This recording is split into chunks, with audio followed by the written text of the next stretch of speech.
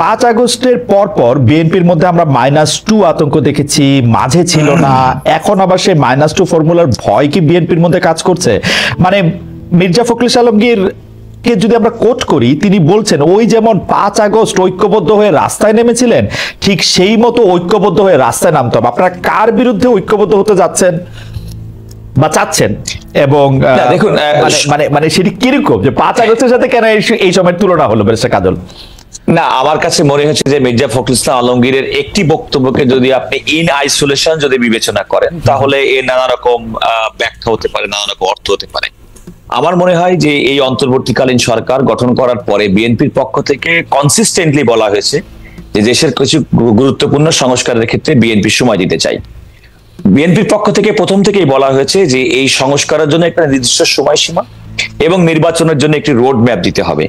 এবং আমি গত কদিন আগে আপনি যদি খেয়াল করে দেখেন যে প্রধান উপদেষ্টা তিনি একটা ধারণা দিয়েছেন যে কোন সময় নির্বাচন হতে পারে, সেটা হচ্ছে 2025 সালের ডিসেম্বর এবং 2026 সালের প্রথমার্ধে। একদিন পরেই প্রধান উপদেষ্টার প্রেস সচিব তিনি বলেছেন এটা জুন 2026 সাল।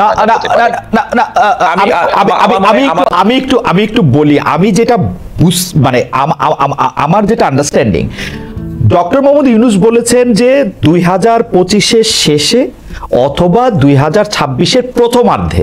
এখন প্রথমার্ধের অনুবাদ আমরা সাংবাদিক শফিক ভাই আর আমি দীর্ঘদিন একসাথে সাংবাদিকতা করেছি, প্রথমার্ধ মানে জুন মাস পর্যন্ত, তিনি সর্বোচ্চ জুন মাসটা পর্যন্ত ধরে রেখেছেন আর কি।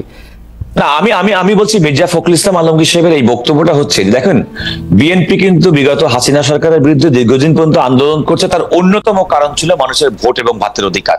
মূলত গণতন্ত্রহীনতা, খুন, গুম, রাহাজানি, একটা স্বৈর শাসন যে দীর্ঘদিন চলে আসছিল, তার বিরুদ্ধে কিন্তু বিএনপি দীর্ঘদিন আন্দোলন করেছে। ছাত্র জনতার আন্দোলনে জুলাই এবং আগস্টে যে বিপ্লবের ফসল আমরা দেখছি, সেখানেও কিন্তু মানুষের অন্যতম আকাঙ্ক্ষা কিন্তু যে দীর্ঘদিন পর্যন্ত গণতন্ত্র নেই, দীর্ঘদিন পর্যন্ত মানুষের অধিকার নেই, সুশাসন নেই। এবং তার সবচেয়ে বড় কথা, গণতন্ত্রহীনতার অন্যতম কারণ হচ্ছে মানুষের ভোটাধিকার নেই, একনায়কতন্ত্র চালু হয়েছিল। সুতরাং এই যে হাসিনা বিরোধী যে আন্দোলন, সমস্ত গণতান্ত্রিক শক্তি, তার অন্যতম উদ্দেশ্য ছিল যে একটি অবাধ, সুষ্ঠু এবং নিরপেক্ষ নির্বাচনের মাধ্যমে জনগণের সরকার প্রতিষ্ঠা করা। বাস্তব কথা হচ্ছে এই অন্তর্বর্তীকালীন সরকার একটা অস্বাভাবিক পরিস্থিতিতে ক্ষমতা গ্রহণ করেছেন। সুতরাং এই অন্তর্বর্তীকালীন সরকারের অন্যতম কাজ হচ্ছে যত দ্রুত সম্ভব কিছু সংস্কার প্রস্তাবের একটা স্ট্রিমলাইন করে নির্বাচনের দিকে এগিয়ে যাওয়া। বিএনপির মতো একটি রাজনৈতিক দল যারা মনে করে যে যত দ্রুত সম্ভব বাংলাদেশে নির্বাচন হলে জনগণের ম্যান্ডেট তাদের পক্ষে থাকবে, সেই দল তো স্বাভাবিকভাবেই নির্বাচনের কথা বলবে, এটাই স্বাভাবিক।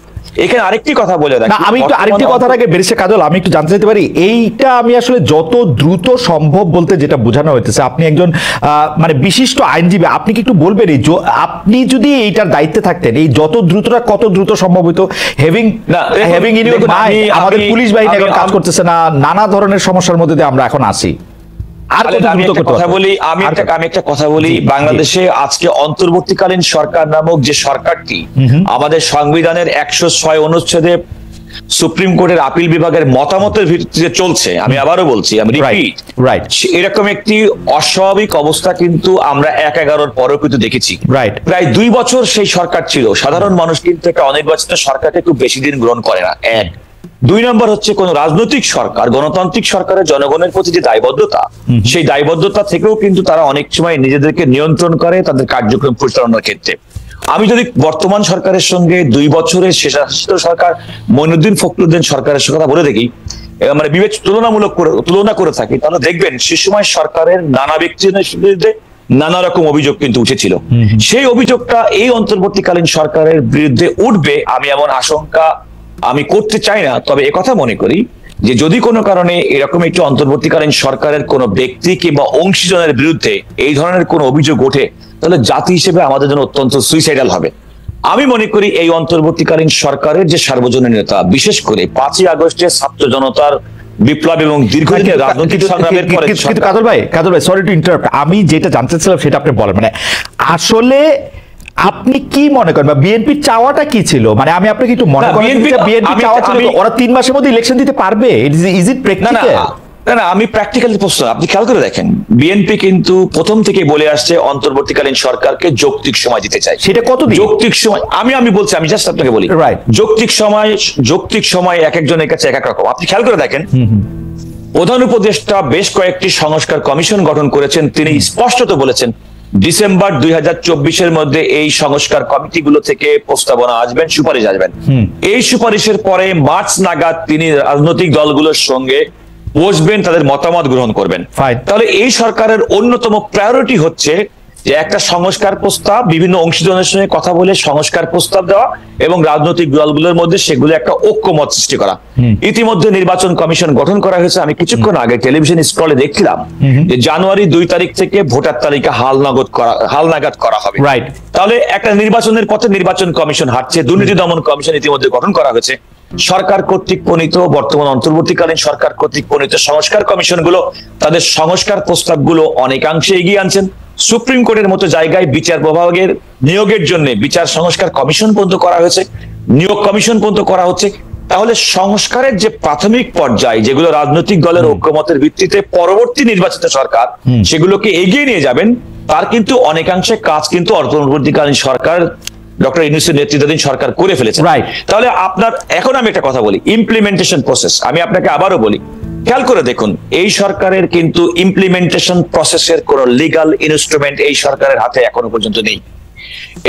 আমি sorry to repeat it again, এই সরকার, কারণ আমাদের অন্তর্বর্তীকালীন সরকারের কোন ধারণা যেটা ত্রয়োদশ সংশোধনের মাধ্যমে আমাদের কাজল ভাই, আমরা এই প্রসঙ্গে বিস্তারিত আলাপ করতে পারি, আমরা এটা নিয়ে অনেক কথা কইতে পারি, কিন্তু আপনি এইটা আমাকে বলেন যে আপনি যে পথটা বললেন, এই যে নির্বাচন কমিশন গঠন করা হয়ে গেছে, তারা আসলে ভোটার তালিকা হালনাগাদ করবে, মার্চ নাগাদ রাজনৈতিক দলগুলির সাথে কথা বলবে।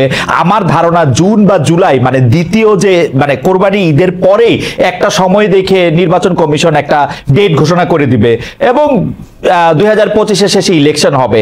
মোটামুটি ভাবে এইটাই বলছেন তিনি, হাতে সময় রাখার জন্য বলছেন, বড় জোর এটা 26-এর প্রথমার্ধ পর্যন্ত।